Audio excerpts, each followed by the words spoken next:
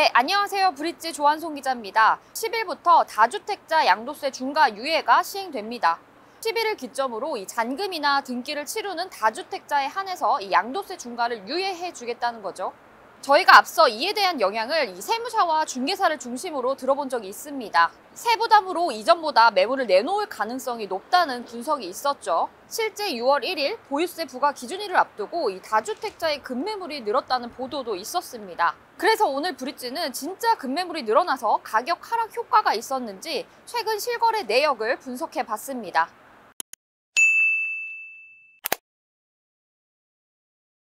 먼저 통계 데이터를 통해 분위기를 살펴보도록 하겠습니다. KB부동산 통계를 보면 서울 전체적으로는 3월 21일 주간 데이터부터 매매 변동률이 오르기 시작했습니다. 4월 25일 주간 데이터에 따르면 각 자치구마다 전주 대비 변동률은 미미했습니다. 반면 성북구는 서울 자치구 중에서 유일하게 하락 전환하며 마이너스 0.03%를 기록했습니다. 5월 2일 기준으로도 여전히 마이너스를 기록 중입니다. 같은 일자를 기준으로 한국부동산원 통계도 함께 살펴보도록 하겠습니다. 4월 25일 기준 강남, 서초, 용산구를 제외한 나머지 지역에서 전주 대비 매매 가격 지수가 떨어진 가운데 성북구의 감소율이 가장 높았습니다. 5월 2일 강북권 지역들이 보합세로 전환됐음에도 성북구는 여전히 마이너스를 기록했습니다.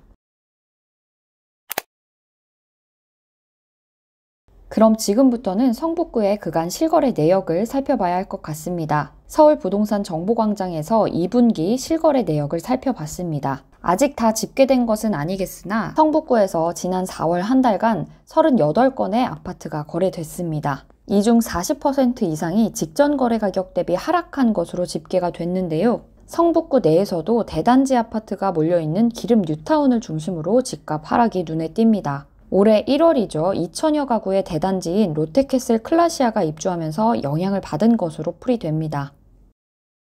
먼저 기름 뉴타운 6단지 84제곱미터가 4월 13일 12억 원에 거래됐습니다. 이는 직전 거래 가격인 14억 원 대비 2억 원 내려간 가격입니다. 1년 전 가격으로 되돌아간 셈입니다. 이 밖에 기름 뉴타운 1단지 59제곱미터도 지난달 2일 8억 5,500만 원에 거래됐는데요. 지난해 10월 8억 9,900만 원 가격보다도 4,400만 원 내려갔습니다. 이 단지의 직전 최고가는 지난해 9월 9억 2,500만 원이었습니다.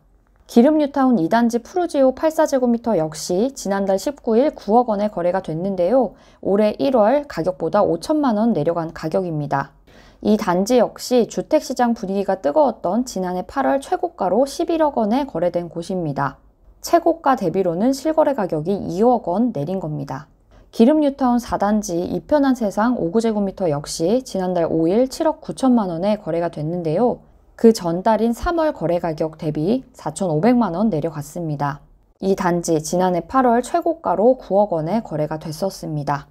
기름 뉴타운 5단지 레미안 역시 84제곱미터가 지난달 2일 11억 3천만 원에 거래가 됐는데요. 이 단지 지난해 9월 11억 9천만 원에 거래된 뒤 거래 가격이 점차 내려가고 있습니다. 전반적으로 기름 뉴타운에서 지난해 고점 가격 대비 2억 원가량 떨어진 거래들이 눈에 띕니다. 물론 성북구에서도 이전 거래 가격 대비 높은 가격에 거래가 체결된 곳들도 분명히 있습니다.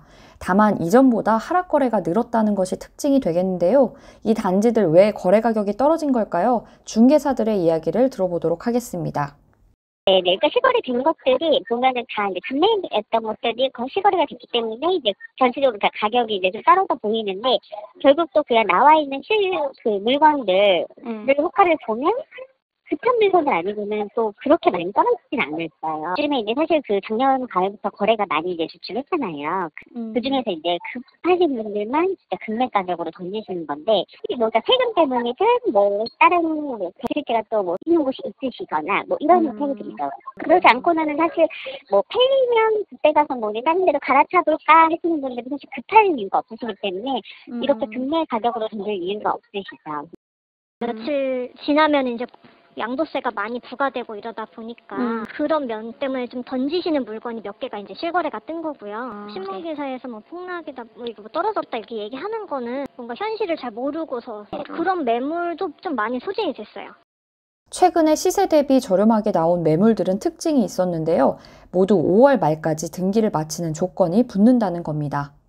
호가는 좀 많이 떨어지긴 했는데 그래도 한 5천 정도? 대부분 그런 조건들이 좀 있어요. 등기가 먼저 넘어가야 된다든지 아니면 현금을 얼마 이상 좀 먼저 줬으면 좋겠습니다. 이런 조건들이 있어요. 잔금하기 전에 현금으로 계약금, 중도금, 잔금 말고 얼마 더 주실 수 있는지 먼저 5월 달까지 등기가 넘어가야 돼요. 흐름이거나 아니면은 뭐 이 집 팔기 전에 다른 거를 먼저 잡으셨는데 여기서 잘 안 되니까 가격 조정하는 수밖에 없잖아요. 급하게 던지시고 가시는 경우도 있고 역시 세금 때문이 제일 커요. 세금 때문에. 매물은 조금 많이 나왔다 조금 들어간 상태예요. 알다시피 요즘에 뭐 거래는 막 활발하지 않잖아요. 한 달에 10개씩 나가던 게 한 달에 두세 개씩 나가니까 이제 7개가 남잖아요. 그러면 아무래도 늘어나죠. 세금 때문에 이제 1가구 2주택이 되고 처분 조건이 있잖아요. 1년 내 처분해라. 6월 달 내로 명의 변경해가는 거로 하고 잔금은 늦어도 상관없어요. 5월 말까지 실거래 이전이랑 다 하는 조건이어서 이제 가격이 많이 싸요. 잔금은 어느 정도는 좀 넘어가야 하고요. 조금 뭐 부족한 조금 일부 정도는 좀 뒤로도 가능은 하긴 해요. 살아야 되는 상황이시라서 기한도 좀 이제 임박하고 해서 그냥 싸게 정말 던지는 물건이에요. 부분이 급해요. 명의를 먼저 가져오시고 하셔도 되기는 해요. 잔금을 다 안 줘도 일단 명의 등기를 먼저. 뒤에는 돈도 얼마 안 주고 이거 가져가면 불안하잖아요. 이제 전세계약서 같은 걸로 우리가 하나 써주면 되는 거예요. 가전금매예요. 종부세 때문에 이래요.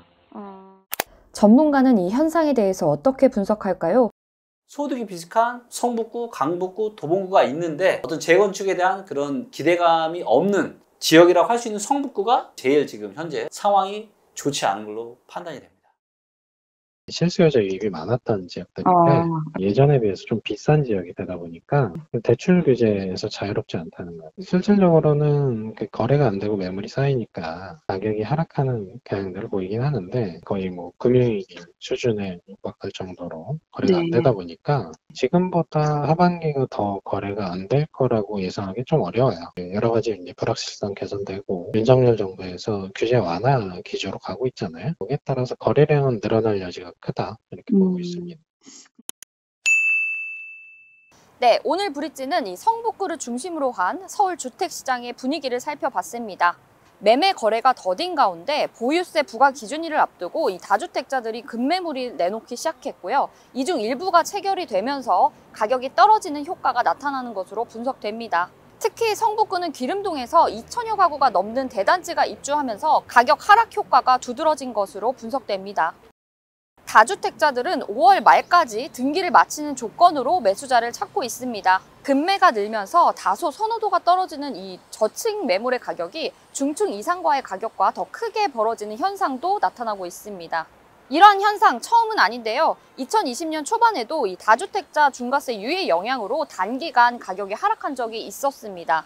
그렇다면 중요한 것은 이 급매물이 소진되는 6월 1일 이후가 되겠는데요. 가격이 계속 하락할지 아니면 이 급매물을 바닥으로 딛고 다시 반등할지는 이 새 정부의 정책 그리고 대외 경제 환경 등도 같이 살펴봐야 할 것 같습니다. 네, 오늘 브릿지는 여기까지입니다. 잘 보셨다면 구독과 좋아요 부탁드립니다. 감사합니다.